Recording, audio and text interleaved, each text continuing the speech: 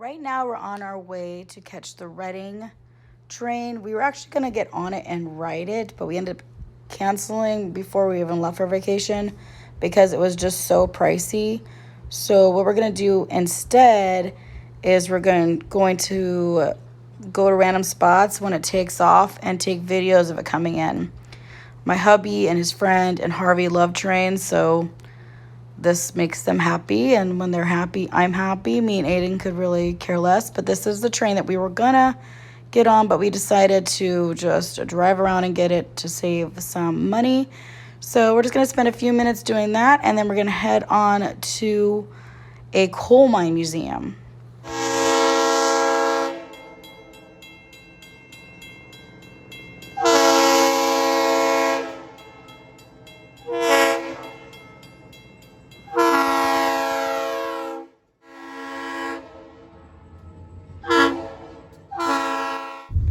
You see what it says? Coal mine museum. My eyes are still closed. This is the place you said we're gonna go.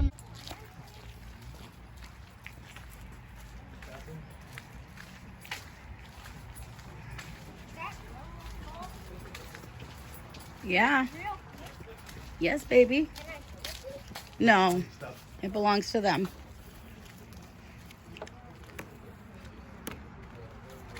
Why isn't there iron stuff? I don't know. We haven't even been in the museum yet. There might be. That's really cool. Is that cool? Yeah, probably is. It looks like it, but I don't work here.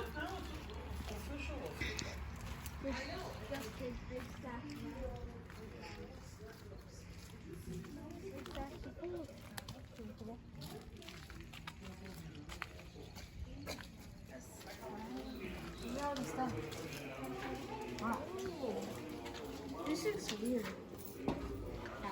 This looks cool. Quartz. Fancy. Oh wow. Yeah, and the shiny rock.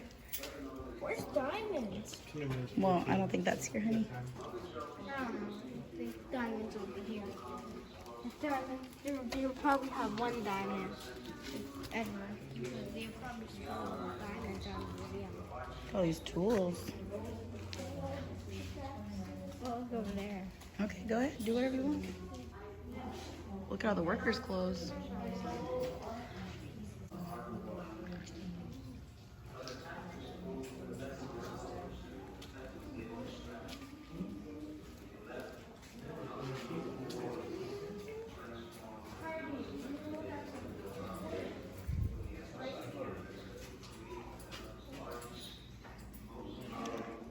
It says don't touch, so just so you know. I showed them that because you always touch stuff. Oh, a train store. Everything.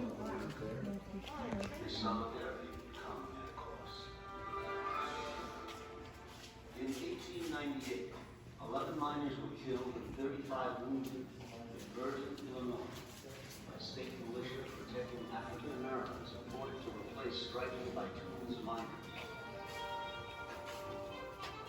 The United Mine Workers dispatched its energetic 28-year-old national vice president health and safety issues for soft and hard coal miners. It had been trying to organize the miners in the anthracite fields for 4 years. Nationally, it had less than 30,000 members. Within 4 years, national membership would increase to 300,000, and almost half of those miners worked in northeastern Pennsylvania's anthracite mines. In 1945, the industrial It's like what they had to wear. Like maybe like a little light.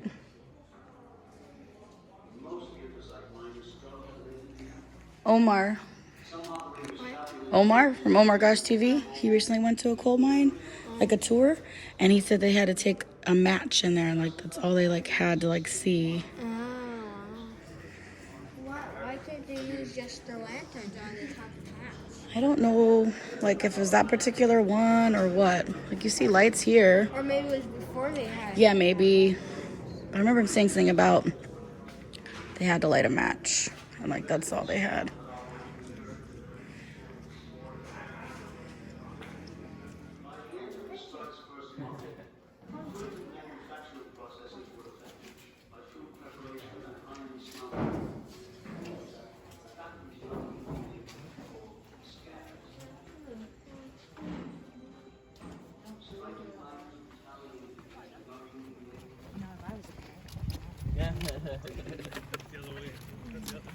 Here's backward sweets. I saw that thing on the tray. On the picture. Oh wait, I don't know. Yeah, that's it. Does it feel okay? Yeah, I feel okay. I have to do 2 trips.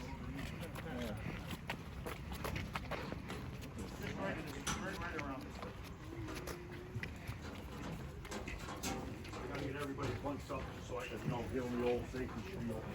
Yeah, right. A lot of people coming in. Uh-oh.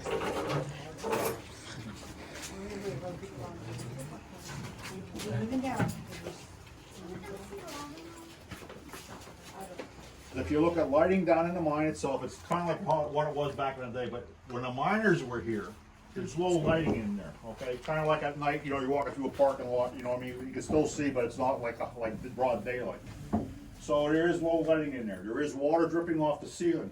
If you see any puddles, it'll be a puddle like almost on this top rail. It's not gonna be deep, you can just easily just walk around it. To avoid, if you have, better shoes on and such like that, you can easily just walk around it. So slow lighting is 50 degrees temperature. Again, you're into a coal mine. So that being said, that's why I always wear these gloves here, right?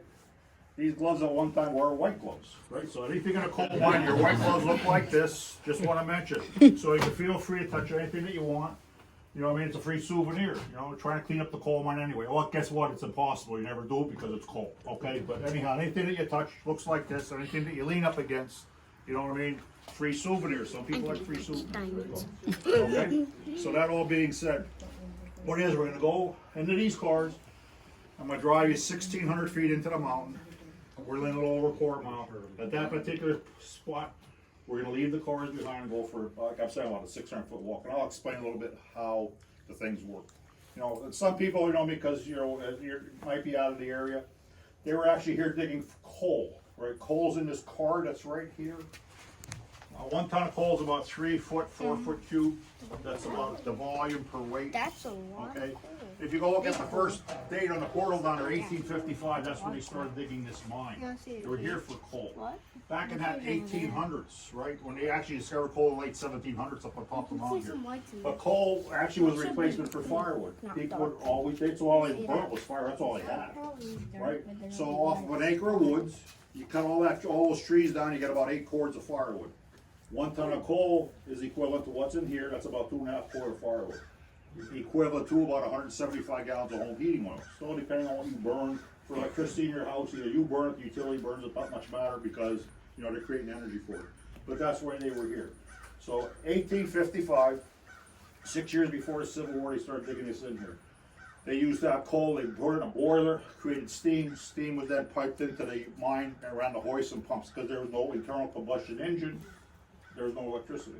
That's the only thing you had, steam locomotives, right? Steam pumps, right? Second date, 1931, that's when the area here got modernized. Electricity came into the area and they did away with the steam pumps, driven pumps, and they used electricity on them. The lighting back in the earliest days, the miners would use candles on their caps. That's when you had mules. The only other power in the mine were mules. They would actually pull the full coal cars out, take the empty ones in. So it was mule power and steam power, that was it. So that all being said, till I catch my breath, we can get 10 people in each of these cars, 10 to 12. People on the tail end there, I could open up the end car there. I just want to get some of these people off here in. And again, duck and walk like a duck. I'll come back and I'll collect your tickets. You really don't need a ticket to get in the mine, but you better have one to get out. I'm only kidding, folks. I'm only kidding. Okay. So. I decided to mute this part because it was really, really loud going into there, and I know you guys probably don't want to hear that. But going into the tunnel was really cool. And it was actually really cold too. We were surprised we were supposed to bring our sweaters. That's what we get for not reading the fine print. But since we were traveling, we didn't have anything like that because it was hot out. And we were kind of worried about needing those, but we didn't end up needing them. It was pretty chilly. It was like 55 or so, but I don't know. We were fine when we left. We definitely were like, yeah, we can defrost now. But it wasn't unbearable. But it was really cool to go down in the mine and see everything. It was pretty damp, like he did say, there's water dripping from the ceiling and all that fun stuff. But if you're claustrophobic, I definitely would not suggest coming in here. I did fine, but I'm just saying, like, I just don't, you go pretty deep into the tunnel. So I'm going to go ahead and fast forward this a bit, and we're going to go ahead and walk around, and it won't be so loud.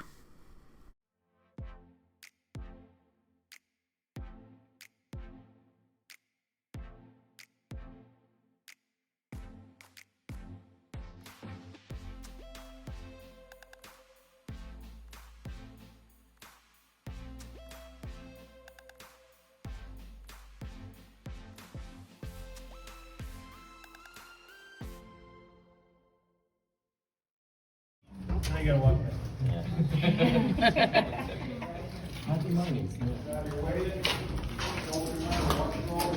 I try to do my best job driving in here, avoiding the potholes, but it's kind of hard to the steering wheel. Okay? So actually, congratulations, you made it inside a real anthracite coal mine. This is the oldest tourable continuous operating mine in North America for anthracite coal. It's the oldest tourable mine in North America also, 166 years after 1855 up to the present day. We are actually in a drift tunnel. We're in a little over 1,600 feet from the entrance, a little over a quarter mile, approximately 200 feet below the surface. As we walk further into the mine, which we will on as far as short walk in here, but as you walk further back in, you can be as much as 700 feet below the surface. That's the elevation there between Lansford and Summit Hill, 500 feet. So as you walk further in, towards Summit Hill, there's just more mountain above you, so that will give you that extra distance. This here is a drift tunnel. It was placed in here through solid rock. You don't see any timbers like you see in mine movies, timbers up over here for support. In this area of mine, what they did is they put in anchor bolts.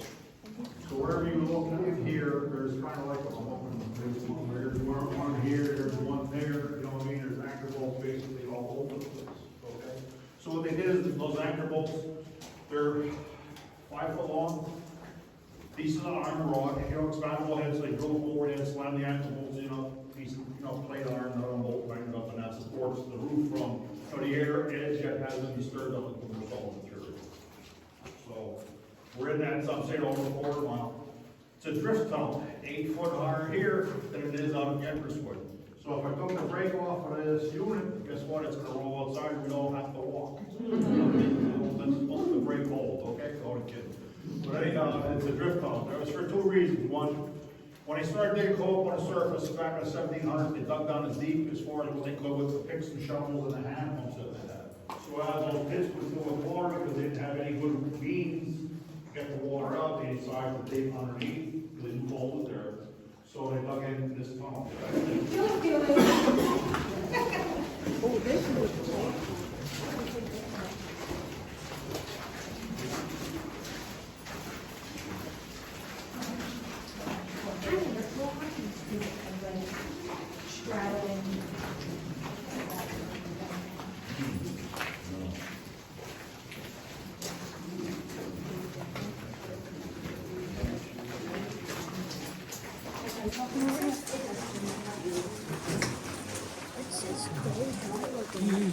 Folks, this is our first stop along the way. Tucked back in here, to my left, there's a rotary drum, steam-driven piece of equipment. The miners used to call it a go devil. So what it was operated by steam. It wrapped up a wire cable basically, which was attached to a little dolly. This little dolly came out on an independent set of tracks, and we're on down here to my right where the elevator system is here, the elevator shaft. When the full coal cars came up from underneath, they'd hook this little dolly to them, pull a lever, would float up into this location. At this location, then they would disconnect the dolly. From the side tunnel here, a mule boy would come out with the mule. They'd hook the mule up to the coal car and walk it out of the mine. The miners and the boys, they all worked a 10-hour shift, 6 days a week. On a normal course of events for that day, that boy would possibly make anywhere from 4 to 7 trips pulling full cars from here outside, bringing empty cars back in. That's what they did. It was steam driven, 1855 up to the second date on the port hall was 1931. That's when they electrified it. They put steel, cement, electricity, and it was converted to electricity. This here is a second vein of coal, of 2 of the 7. Third vein of coal is all the way back to my right as far as you can see the lights down at the end of the tunnel, which we will be walking down that far. I just want to explain a little bit outside. Here, folks, I think where I have my light, I did mention it's 50 degrees here, so here we have a thermometer showing 50 degrees. So, not on a day today, but like last week or so, they get some warmer days up into the high 80s, maybe 90s standing in the sun. It was nice coming in here until you get out of the heat. It's 50 degrees. You come back again in January when it's 0 outside, a foot of snow on the ground, you come in here, guess what? It's 50 degrees. It's like a natural root, cellar. Any apples, potatoes, cabbage that you want to say, or for the ladies, you want to age some wine or cheese, keep them happy, you know what I mean? It's a perfect, it's in-ground refrigeration, basically. So this block structure here, this room, there's one on the other side. The other side was an electrical shop, this here is a maintenance shop. Anything that broke within the mine, they would bring up this elevator system here, repair it, take it back down. They wouldn't take it a quarter mile outside the mine. That was a waste of time and trouble. In those days, everything was pinching pennies, as I would say. Even though they didn't have pennies, but anyhow, that's what they were still pinching them. Okay? At a different time, this mine was in operation for 120 years. So at a different time, it was the foreman's office. And foremen keep track of people in and out of the mine, make sure they get in safely out at the end of their day. Is there iron down here? Yes. There you go. Got your iron. Everything that you see, that reddish tint to it, within the ground, low iron, low sulfur. Is it that right there? Yeah, if you look at the top 10 elements that the earth is made out of, iron and sulfur are within the top 10 of the most abundant materials on the planet. Because actually the core of the earth is actually made out of solid iron. If you look at what the earth is. That's cool. So that's iron, not the white stuff you saw. There's no diamonds down here. Where's iron? Right here, see? That's not. Yes. The red stuff. Oh. But it is real table walk over to the other tunnel. What they used to do is take over Can I land. They were touch stone iron cutters. right now? Just like the Egyptians. The Egyptians were stone cutters too. They built the pyramids. Same principle. What they use is just an iron rod. They use an iron rod like this.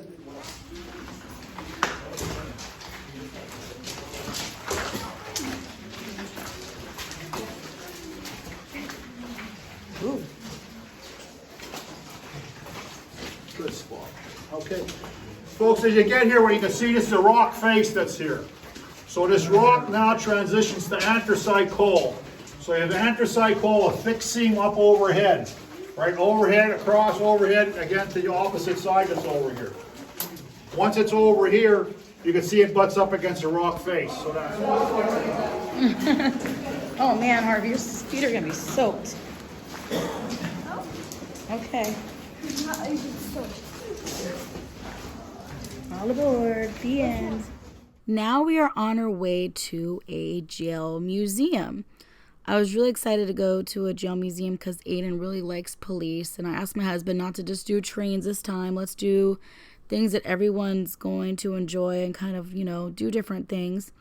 And I was just super excited. But I'm going to take you in there. But I will tell you that I wouldn't recommend going here. We all felt rushed. And it was weird. Like during the tour guy was like, take your time, take as much time as you need and, really look around. And then like 60 seconds later, no joke, they're like, okay, you gotta move on. Because they're trying to do tours every like 10 minutes and they're rushing people. And for the amount of money we paid, we shouldn't have been rushed. I mean, if that's what's going on, they need to book, maybe every 40 minutes or every hour so people can really take the time to experience everything. because we just really, really felt rushed. And that's how I felt the whole time. And when we left, we kind of discussed, our experience, and we all had the same feeling. I also didn't like how inside the shop, there was nothing for sale when it came to prison stuff. They were just selling their whole idea of this ghost that was in the jail that I'm really sus about. Like, I don't, suspicious about. Because when it comes to spirits, I can feel them. I know, I don't know. I've always had that kind of a gift where if they're there, I can feel them. And I felt nothing in this place at all. And I just don't really believe that a spirit left a hand on the wall. And I really do believe in the paranormal. And there's lots of things that I've seen that I do believe. But for some reason, I just felt like this hand at this place was a lie. They don't let you take pictures of it. They don't really even let you get near it. But in the gift shop, they have tons of pictures that they're selling of it.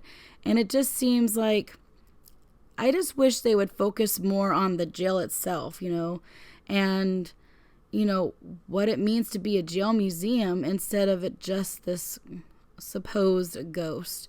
But let me go ahead and show you around. These are all the badges.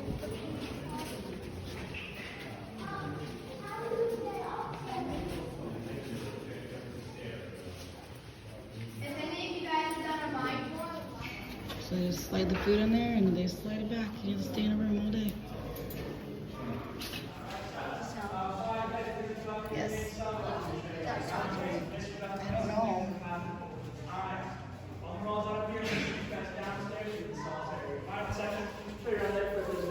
And then when I'm done with my whole spiel, I pass you guys all the knowledge I know about this place. You are free to look around here for as long as you like, so I assure you, I'm not just kicking you guys out here. So, you guys are more than welcome to take pictures of anything and everything on the store, with the exception of cell number 17 and the handprint. Only for this door, by room number 12, and behind us, I've got a coin slot looking thing in the wall. Believe it or not, that is a main security component of the late 1800s from when the jail was constructed. We're the one with you down to make sure everything was in check, and any of the inmates were outside of their cells here at the time. And all the the beds don't even feel good. They feel like a road. Where do you want me to go? Listen.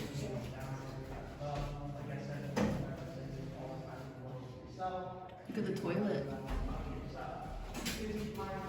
Oh, it's so dirty.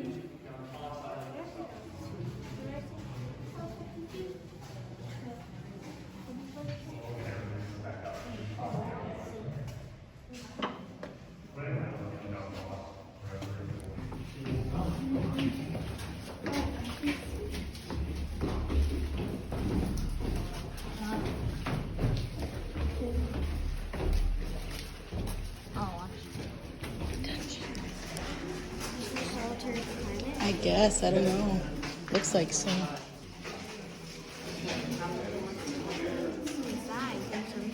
Alright guys, so this is the solitary confinement section of the jail that's now known present day as the dungeon here.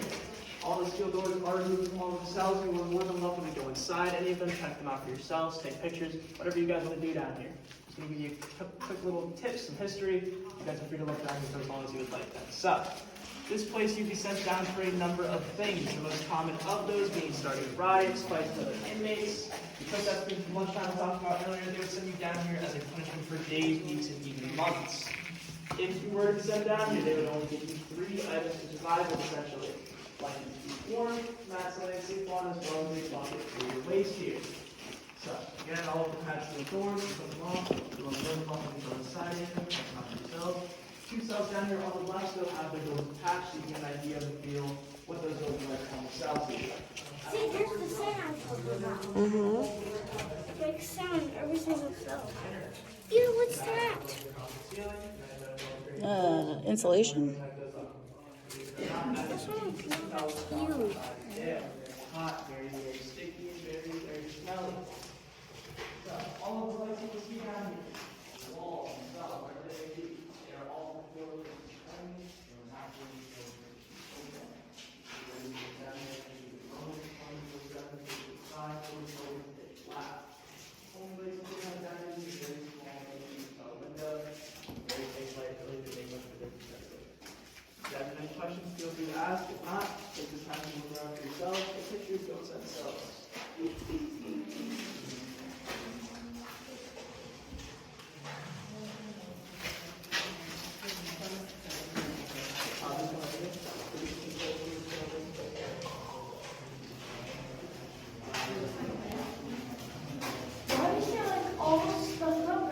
Because the people in solitary confinement couldn't see outside. This was where they had to sit when they were in trouble. No toilet, no nothing.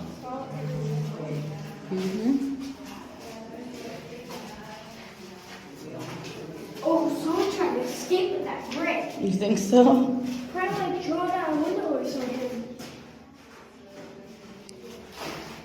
Oh, wow. There's a shovel in here. What is this?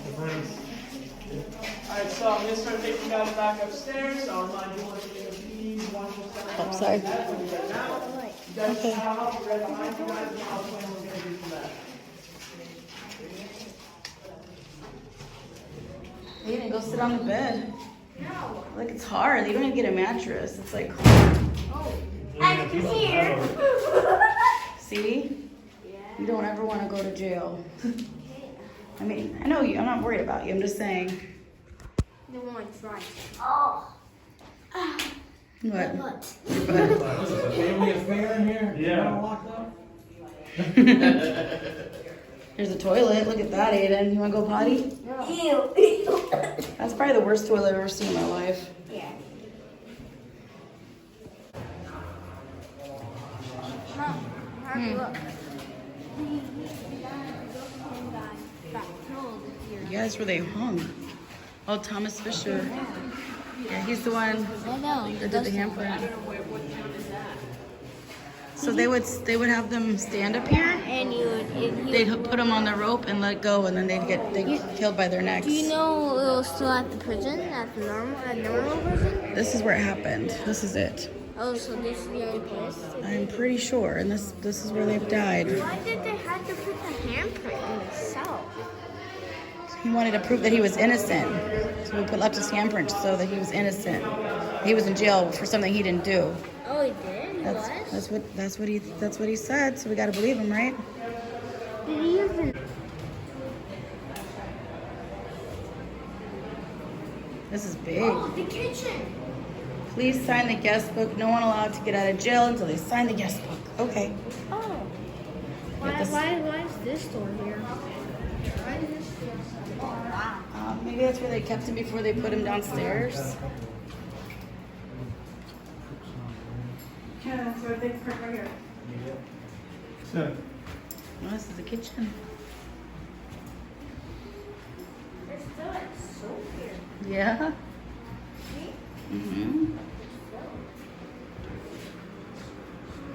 Oh yeah, they know how to do these things. Oh, look, right here. Oh wow, look how old this is this like a microwave? Look at this old microwave thing. That's cool. I wonder if it still works. Don't touch any buttons. I wonder if it's still usable. These are the weapons made by prisoners. They're trying to get smart with their weapons to get out of here. So they make these stuff, yeah. Wow. Look at this one. Yeah, I wonder what they made those out of. Sometimes people will send the prisoners like a birthday cake or food, and the people that mailed it to them would hide it inside. Yeah, I saw a stick man, and you would get a cake, and you can pick what you want in the cake. Those stories, wow. Okay, yeah, see that. Dude, the guards are so cage, but do they open the cage? I don't think so. They probably do now if you try to, but back then they didn't know the tricks. It's an interesting story. It's super weird that his name is Fisher like us. Yeah. That's one of the scary parts of I'm kind of bummed nothing happened. I also wanted to add that they had their parking lot blocked off, saying parking lot full when there was not one car in it. So we had to park very far away to come to the museum. And after we left, we walked around and saw all these really nice houses. And since we weren't familiar with the area, we thought that the first restaurant we saw was the only one in the area. So we stopped at Marion Ho's Bar. And oh my gosh, what a horrible experience. We waited in so long for the waitress to even acknowledge us. When we did finally get our food, the food was just three stars, 3 out of 10, and I'm really pushing it with that. The drinks were charged for refills. Aiden, we paid for a lemonade. He said it was gross. My soup was probably the best thing. The mac and cheese had no flavor. The chips were soggy, so like when you bit into it, they didn't even crunch. They just felt like stale and soggy. Coleslaw was gross. This was Aiden's chicken tenders. And the hubby's fish. They barely gave him any fish for the price we paid. So our total was $100 with everybody. And it was one of the worst dining experiences I've ever had.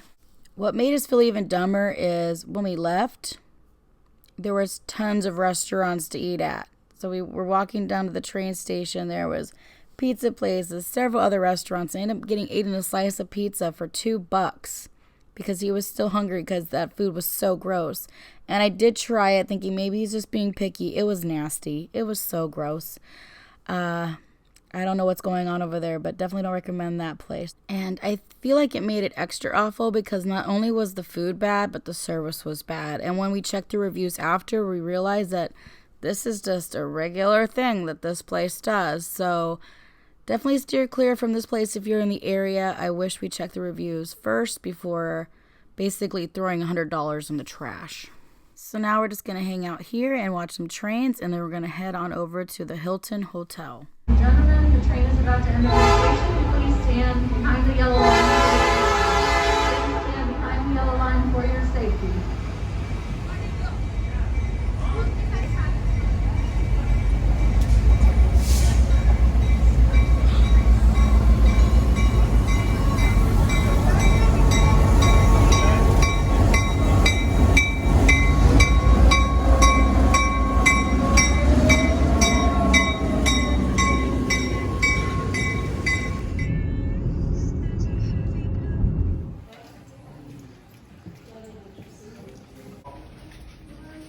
They're like, holy shit.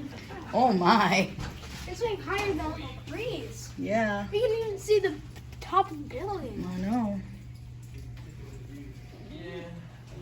Oh, there's our room.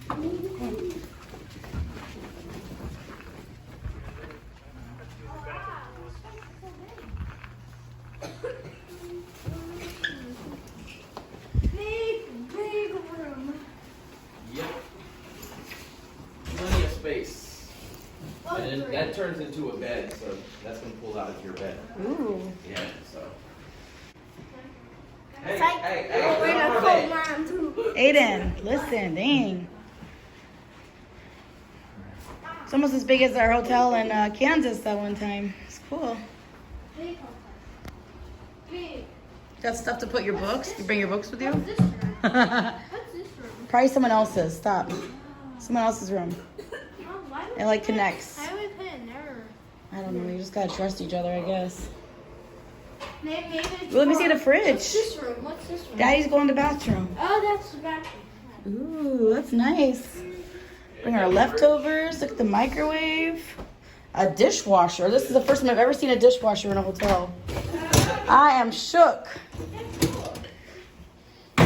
I mean, this is a lot. I could live here for like a month. Yeah. It's nice. Actually, these are meant for like long term. Oh, okay. People that are gonna like live here for like a month or something. Like my brother did a lot of that, so. Oh, really? This is cool. And it didn't work, so. Yay! Lots of room for you to dance and hit me with your hands. This is the bathroom, and I also thought it was really cool. They gave me a wipe to get my makeup off, so that was a bonus. Then my husband and his friend went to a place called Pramiti Brothers. I'm probably saying that wrong. I suggested they go alone because the kids were acting very overtired. And it came with pastrami, coleslaw, and fries on the sandwich, and it was pretty good actually. And after we went down to the pool, and no one wanted to go in the pool because they thought it was too cold, so I started doing some laps and actually got hurt in this pool. I kept getting hurt on my toes, and then later on in the video I did like a flip and underwater trying to show off to the boys, and I scraped like a whole bunch of skin off my knee. I ended up having to get out really quickly, get a band-aid, and it took like a while to heal. It's still like, I've been home for a few days from vacation now, and it's still healing, and I healed pretty quickly. It was just a really like deep. It was like a weird wound, and I don't know. I didn't. That was not fun. But here's some footage of me playing in the pool with my boys. Yeah. 1, 2, 3, go. Do it. Oh, yes, I did it. Good job.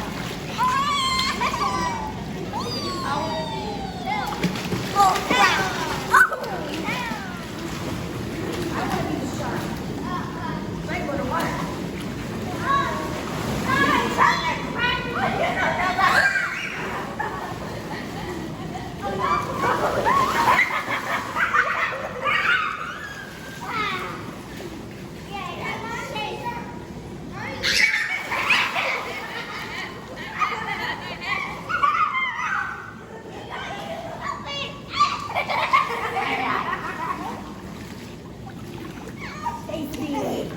I still do a flip in the water. I wonder if I can still do that. Let me try to do a flip. Stay away though.